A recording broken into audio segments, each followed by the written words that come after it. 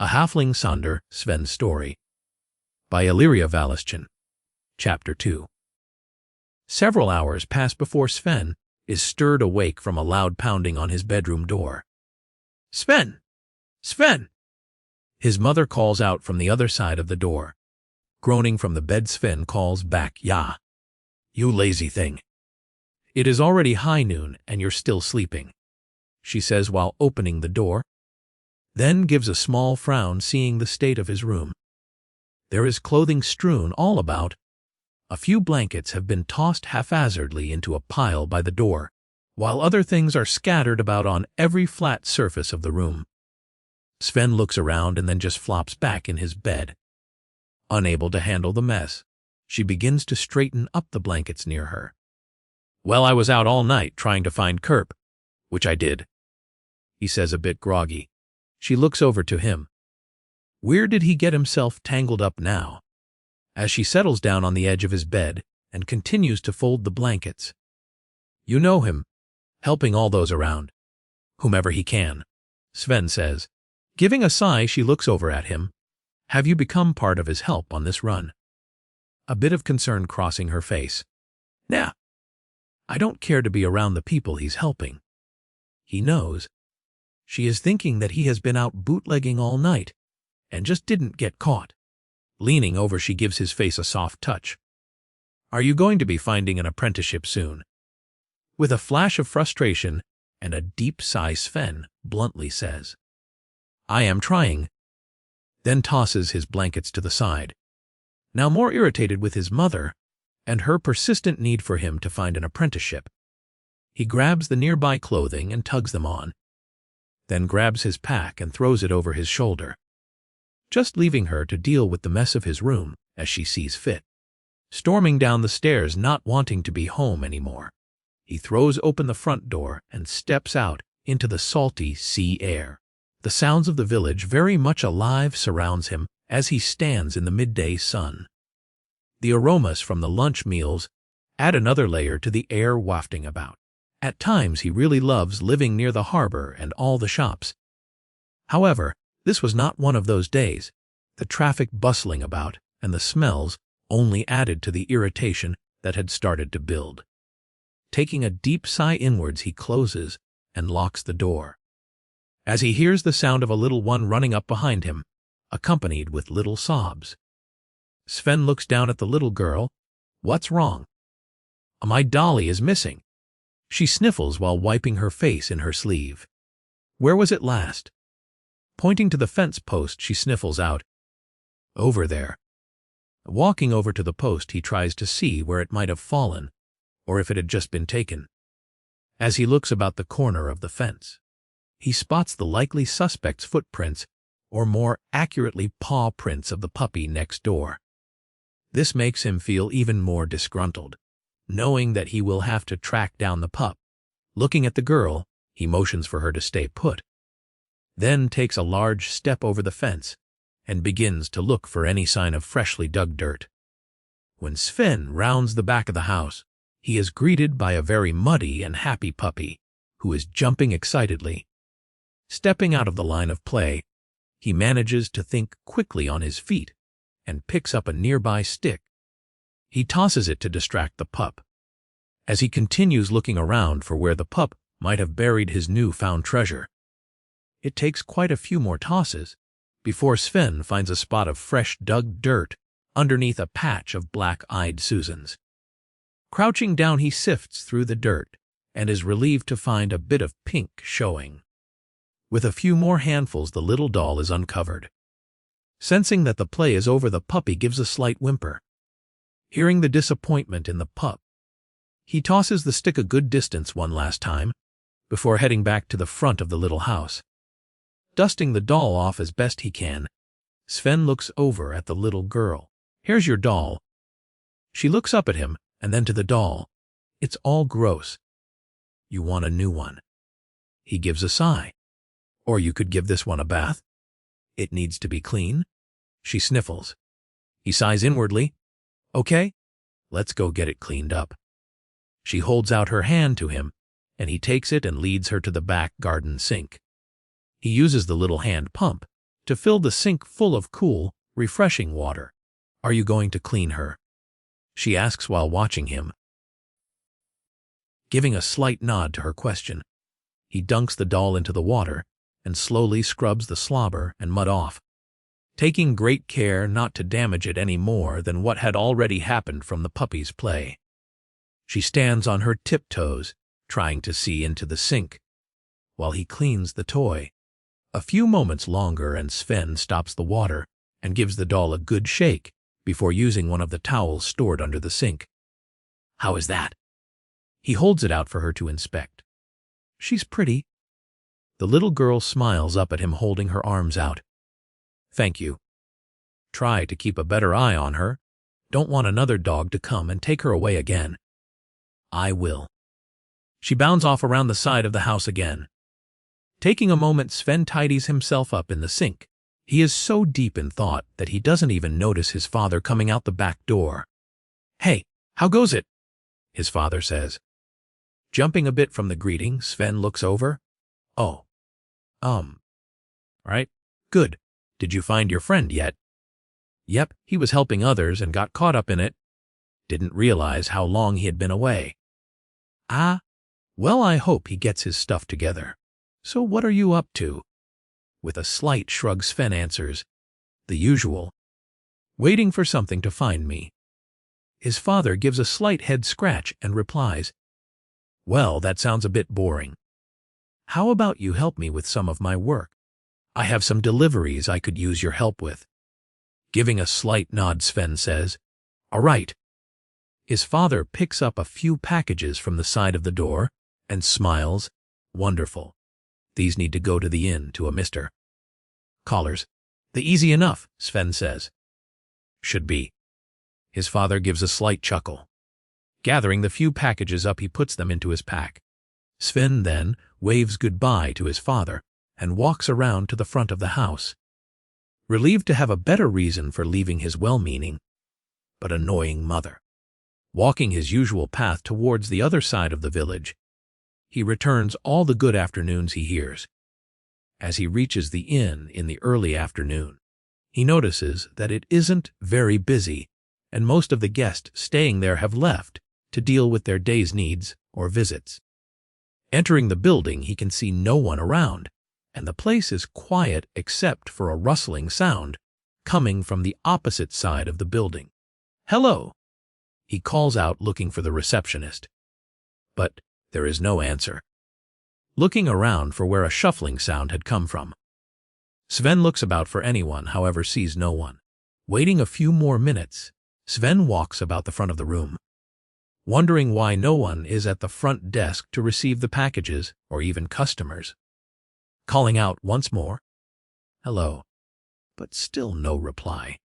Then a few large bangs on the floor can be heard from where the shuffling had been.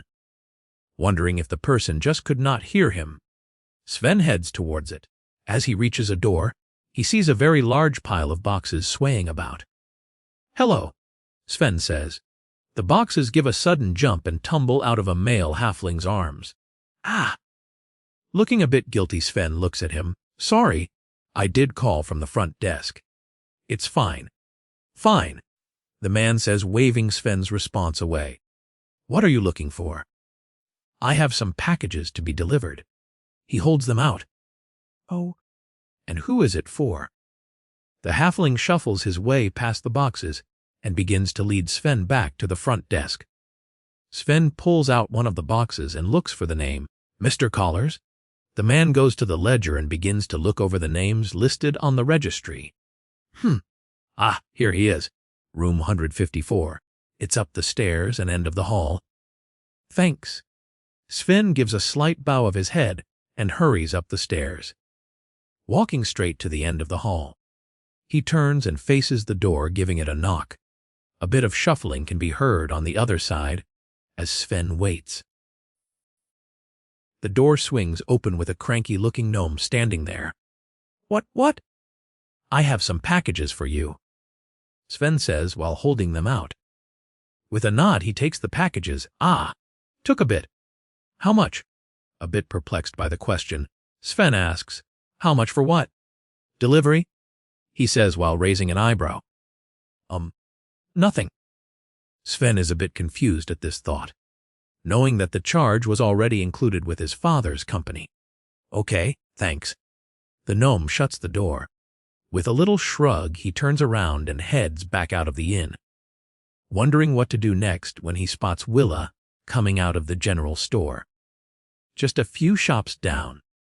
This grabs his attention, and he is unable to take his eyes off of her, watching as she struggles to hold some of the items that she has purchased. Wanting to help her, he quickens his pace but is not paying attention to where he is going, causing him to walk straight into a lamp post. Stumbling backwards, he looks about and notices that everyone around, including Willa, is now looking at him, going a bright shade of red. He looks down and immediately walks off towards the dock, too embarrassed to continue on. Arriving at his dad's docking station in the harbor, he sits down on the edge of the pier. Looking down into the water, he gives a soft sigh. As the time passes, he looks to his side and picks up some of the scattered rocks on the wooden planks.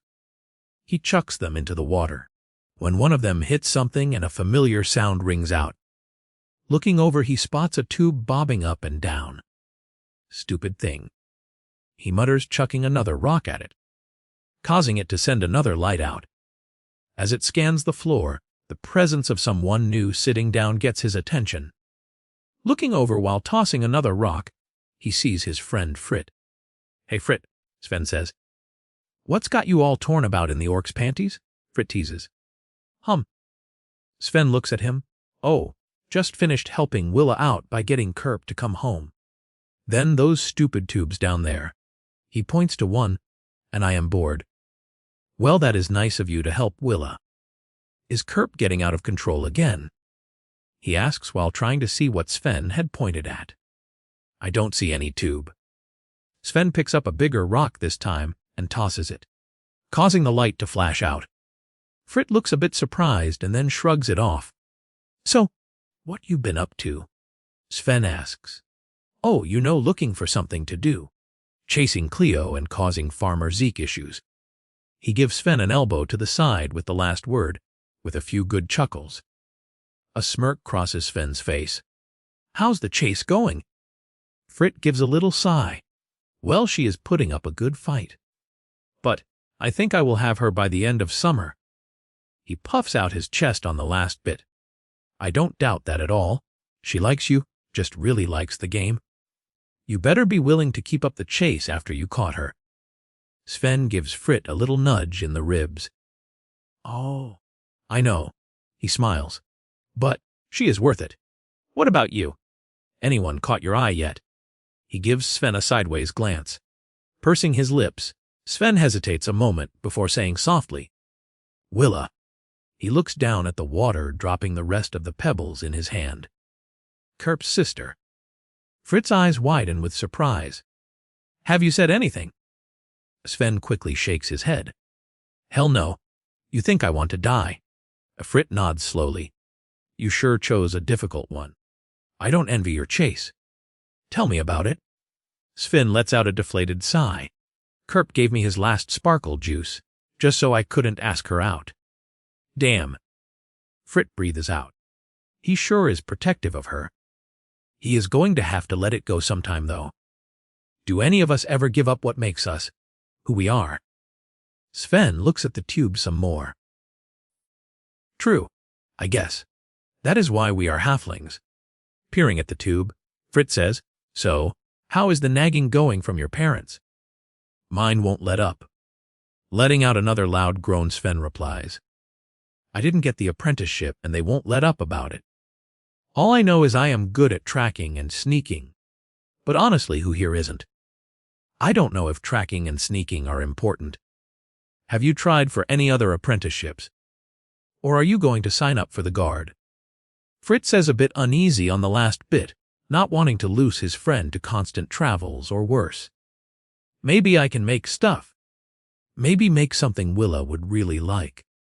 That makes Sven pause for a moment. He hadn't considered doing something like that before. Or maybe other people would buy. Yeah. Frit looks a bit relieved. That's a good idea. What do you owe me? Sven looks at Frit with a mischievous smirk and pushes him into the water. Ah! Frit lets out as he falls in before a splash is heard. Bobbing back up to the surface, Frit looks up at Sven. What was that for?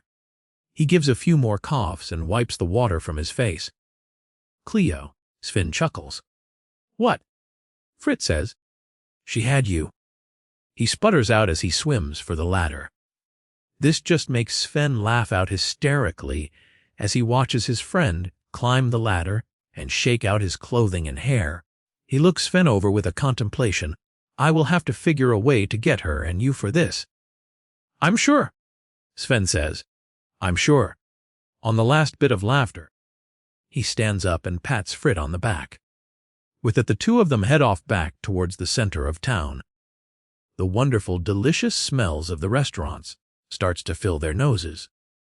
It doesn't take long before the pair enter near the center of the city, and Cleo's restaurant comes into view. The thought of a sandwich makes Sven's stomach growl in anticipation. As he looks about, Sven realizes the opportunity has gotten even better. That Cleo is standing in the doorway of her parents' restaurant, talking to a few of the locals. Seeing this, Sven quickly gives a wave to Cleo and points out Frit's misfortune. A burst of laughter catches Frit's attention. As he looks up from wringing out his clothing, he sees that Cleo is laughing at his still dripping wet appearance. Glaring over at Sven, he quickly makes an excuse to leave and heads off for home. Sven just lets out another burst of laughter, watching Frit scurry away. Cleo waits excitedly for Sven to reach her. Thank you so much, Sven. I'm sure it will only make him try harder. Sven gives her a quick hug. I'm dying for my favorite sandwich. Of course, and on the house with the best sparkle. She beams with happiness. I am sure he will be trying harder. You knew exactly what you were asking for. You sly thing, you, he responds. Maybe. She gives a little blush as she sits him at a table near the kitchen door, then heads to the back to fetch his meal and drink. A few moments pass as Sven watches the crowd out the window bustle about with their items. The other halflings inside seem to be enjoying their afternoon meal, when Cleo places a plate with a very large sandwich and drink down in front of him. You know, Willa was in here earlier. She says her dad has an opening at his shop for an apprentice. He is looking for a halfling to help with his tannery. Cleo gives Sven a little nudge in the arm. Oh. Sven looks over. I can't work for her dad. Not if. He shoves the sandwich into his mouth, not wishing to admit the last part. That is why I am telling you. Cleo smiles. He might take a liking to you, and you know. She gives a little wink. You think so?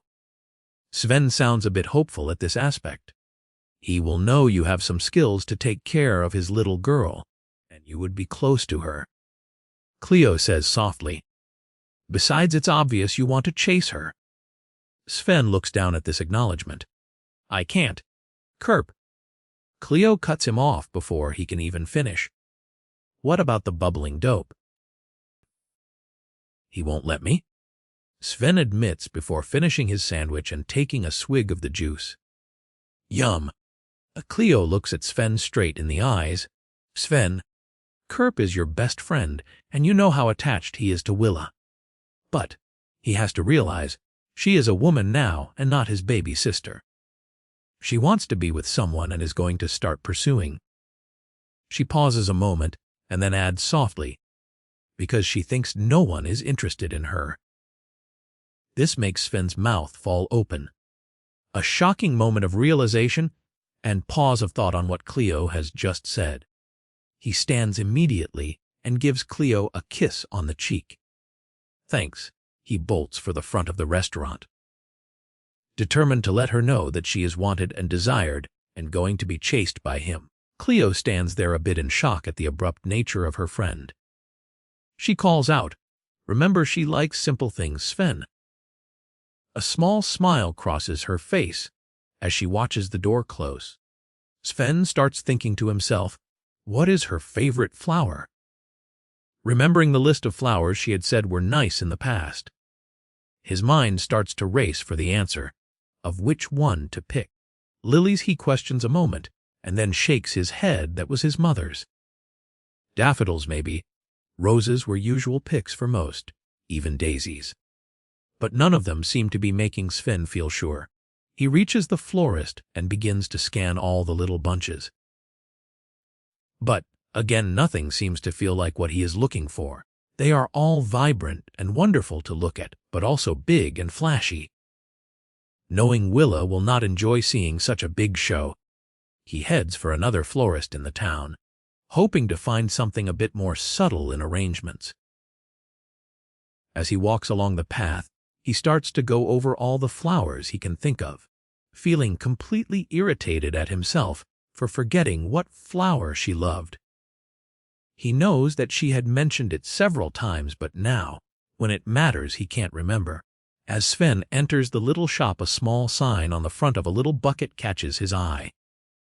A group of small and simple white flowers sit nicely in it, with the sign saying "Snow drops 5 slips." Pausing a moment, Sven is struck by a realization. "Snowdrops," he says softly. "That's it, her favorite flower.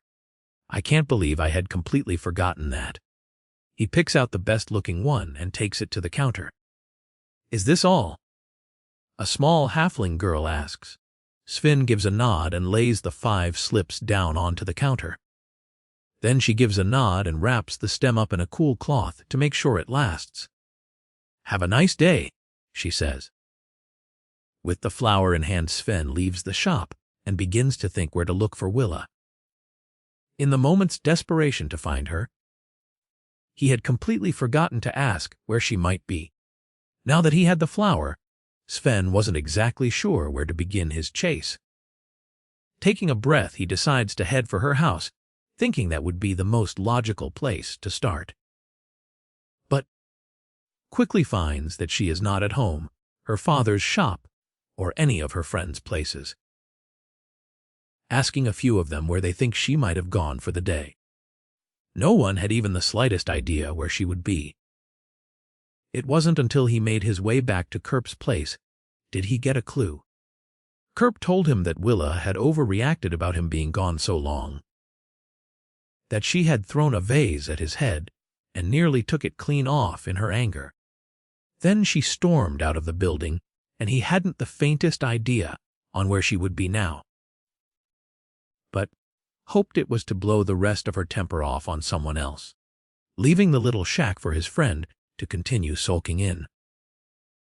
Sven begins to look around for her footprints, hoping to find a possible direction in which to go. Heading around to the back of the small building, he spots where she had vented out more of her anger. A worn circle and some obvious stomping marks in the sandy dirt shows she was still quite mad after leaving Kerp to sulk in his little room. Trying to focus, he searches the yard for where she had left, as the small trail of her steps kept circling around in the yard as she continued to return to the sandy dirt circle. Eventually, Sven could only chuckle at this exasperation of hers, and how she had shown her anger over the silliness in the situation. Finally, from what Sven can determine, Willa had headed for the meadow on the outside of the village. Thinking this as his only option, Sven heads off, following her footprints, trying to come up with something if she is still in a foul mood, not wanting to take any of the ire. As he passes the last house, Sven looks out into the meadow, fully expecting to see her there pacing and possibly even yelling out, but is quite shocked to see that the entire place is empty. Not a single soul is there. A momentary panic washes over him. Where was she off to now? Most halflings never ventured further than this meadow, being quite content in staying close to their little village. That is, unless you were a farmer, a trapper, or the garbage boy who lived further out. Looking down at her steps, he notices that the trail does indeed lead off to the main road, heading straight out towards the farms. Making him take in a gasping breath, and a bigger panic crosses his mind. She wouldn't be that cruel to herself. Giving his head a shake, and not allowing the thought further. Sven bursts into a full-on run. Feeling his heart race as he goes, the edge of the forest quickly closes behind him as he runs. Gasping breaths begin to burn as he makes it a mile into the landscape. A small bend in the road, and Sven's panic increases as he takes a moment to see if he can find her footprints in the dirt. The short search reveals that she has taken the turn down the path to the garbage boy's home. Utter disgust fills him as the thought of Hubie rolling around in his yard, adding more layers of whatever he has collected onto him, and anything else there. Sven starts off running again, his body really beginning to burn from the unusual amount of exercise he is doing, his mind pushing him harder, trying to catch her before she can do the unthinkable. When the trees begin to break, showing a small little run-down house that has been piece-milled together from other destroyed buildings, he spots Willa walking up the little path to the front door. Willa! Sven lets out on a yelling gasp. He digs down deep into himself and bursts into a full-on sprint, catching up to her as she reaches the stairs of the little makeshift home. Willa, Sven says. She blinks a bit confused. Sven, are you okay? She holds her hand out, giving his cheek a concerned stroke. She tries to steady him as he sways back and forth. He shakes his head, then holds out the flower he had chosen for her earlier, his hands trembling from both nerves and exhaustion. His body quivers a few moments as he manages to take in a few deep gasping breaths. A snowdrop. You ran all that way for a flower. She looks completely puzzled. Shaking his head no, Sven tries to catch his breath to speak, only to fall short. He begins to point to her, and then himself doing this repeatedly, trying to get the point of the flower is a gift from him to her. For me, she asks. I don't understand. You found Kerp and kept your promise. What is this for? Taking in the biggest breath he can, let me chase you, he finally manages to say, his face flushing even more red as his eyes well up with tears from the raw emotion and burning pain in his lungs. Overcome with shock, Willa begins to faint and fall to the ground. Sven lunges out to catch her before she can hurt herself. A quick glance around, and Sven can tell that they are still the only ones there. Refusing to have any help from Hubie, he manages to drag her back into the tree line, holding her close to his chest while he leans against one of the trees. As she starts to come to, she gives a slight wiggle and looks up at him. His face is now a bright cherry red, and she can tell he is on the verge of passing out. Seeing this, she manages to give a slight cough, getting his attention. He looks down at her and takes in some deep breaths, the two of them just taking in the moment slowly, neither one really wanting it to end. Sven holds the flower out once more. Please, he says on a soft whisper. She looks down at the flower and then back up at him. Not wishing to ruin it with any more words, Willa leans over and kisses his cheek. Taking the flower from his hand, she runs off down the path towards the village. Sven places his hand gently to his cheek. A soft smile crosses his lips as he watches her run. A burst of energy fills him as he heads off after her, the two of them running a little ways down the path until she decides to run into the tree line. Following along, he ducks into the trees as well, knowing that she is heading for the smaller meadow. Having lost sight of her between the trees, he looks around. A few branches from a nearby willow tree sway, as if calling for him to come that way. Slowly he approaches, not wishing to give away his position. A few soft giggles come from the other side of the trunk. Taking it slowly and quietly, he walks around. Spotting her looking the other way, he rushes forward and wraps his arms tightly around her waist. She lets out a startled scream while managing to turn around. The scream comes to a soft sigh of relief when she sees it is him holding her. Caught you, he says. She blushes bright red and nods slightly, before leaning in to give him a kiss on his nose. She wiggles a bit more to get out of his loose grip, then does a little bounce as she turns and heads off to the village once more. only at a slower pace. He watches for a moment, then begins to follow, chasing her all the way back to her house in the village, only to catch her hand as she grabs the handle of the door to her home. She looks down at his hand, smiling widely as she does. "Thank you," Sven says softly to her ear.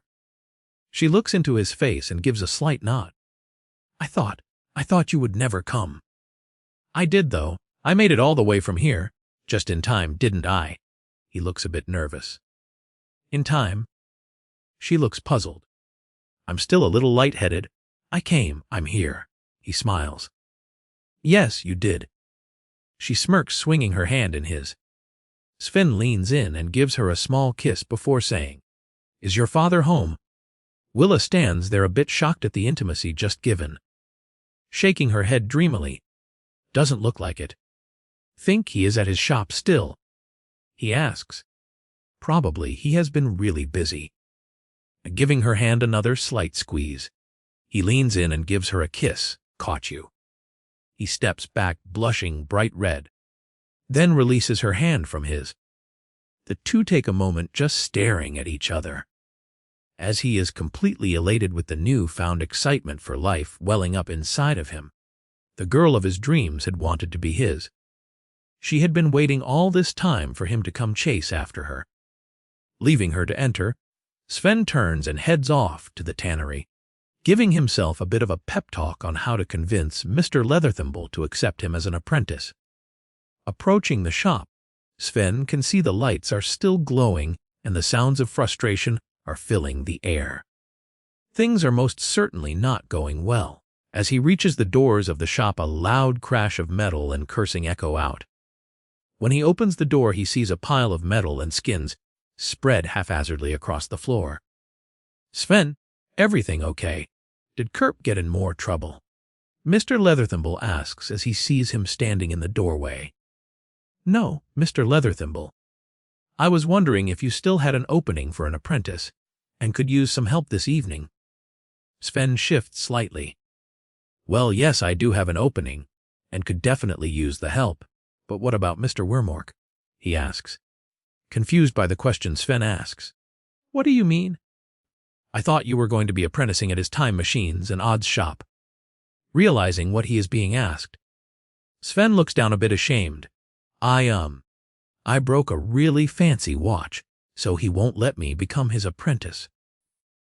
"Well, I could really use the help now.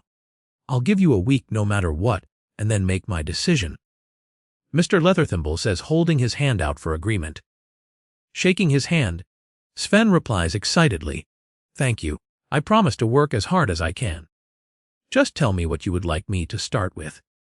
He looks about the shop, feeling like things are now starting to change for him, that he might actually have a chance at what Cleo had suggested earlier.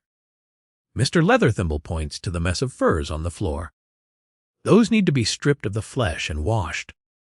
Nodding with the simple instructions, Sven sets down his bag and walks over to the pile of furs, lifting them up and carrying them over to the washing tub in the corner of the building. He sets them down with a loud plop on the floor, before turning and completing this trip a few more times. Thinking back on the last few times he had helped his friend Kerp with this chore so they could run amok with Frit, he loads the machine with the same types of hides, then starts it up, turning his attention to the furs on the floor and the mess he has created. Giving a soft sigh, he sorts the rest of the hides into the proper types so as to wash them more efficiently. The whole process engulfs him as he works.